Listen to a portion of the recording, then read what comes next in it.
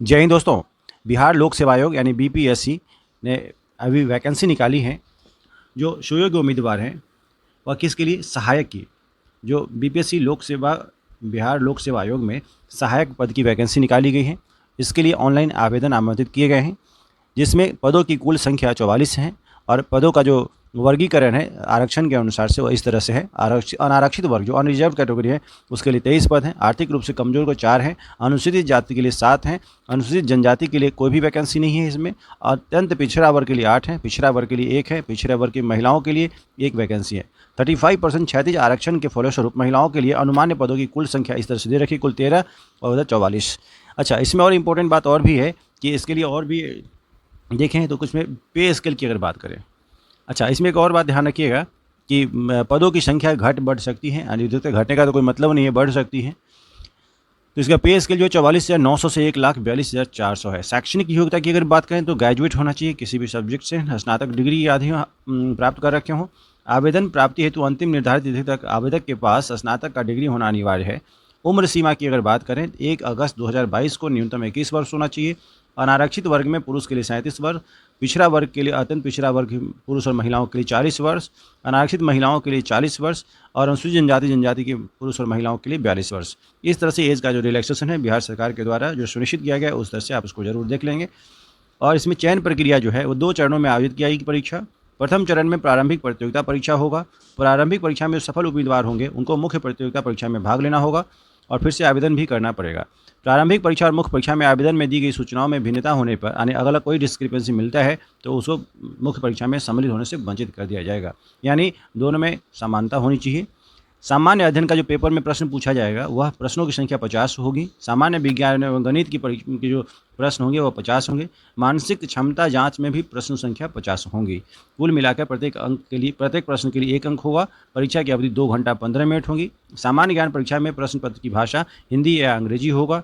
प्रारंभिक परीक्षा पुस्तक सहित ली जाएगी, यानी परीक्षार्थी चाहे अपने साथ पुस्तक ले जा सकते हैं, यानी ओपन टेक्स्ट बुक होता था ना, इस तरह से प्रत्येक खंड के लिए एक ही पुस्तक ले जाने की छूट होगी। परीक्षार्थी अपने साथ अधिकतम 3 पुस्तक, एक सामान्य ज्ञान के लिए, एक गणित के लिए और एक सामान्य विज्ञान के लिए परीक्षा भवन में ले जा सकते हैं। यह सबसे महत्वपूर्ण बात और भी है।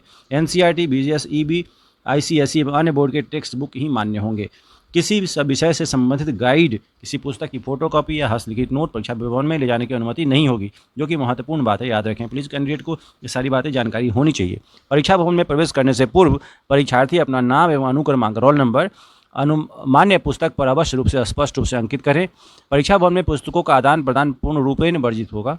परीक्षा क्रम का जो पाठ्यक्रम होगा परीक्षा का उसमें सामान्य अध्ययन आएगा। इस तरह से सिलेबस देख लीजिएगा क्या क्या है इसमें। सामान्य विज्ञान में क्या आएंगे, मानसिक क्षमता में क्या क्या पूछा जाएगा।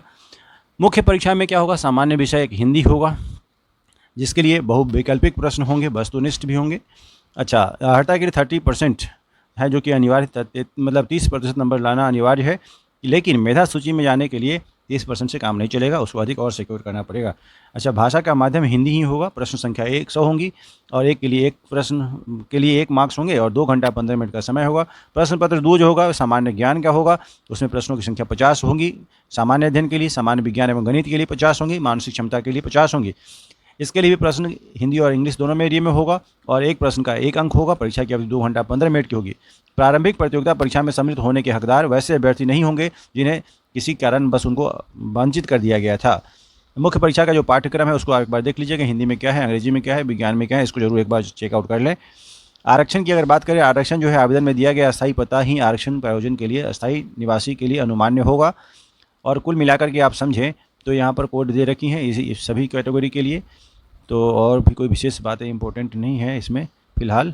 तो उम्मीद करता हूँ कि सारी बातें समझ गए होंगे। Thank you so much, you have to keep watching. Thank you. अच्छा, फ़ीस की बात हम कर रहे थे, फ़ीस की बात भी बतानी बहुत ज़रूरी है।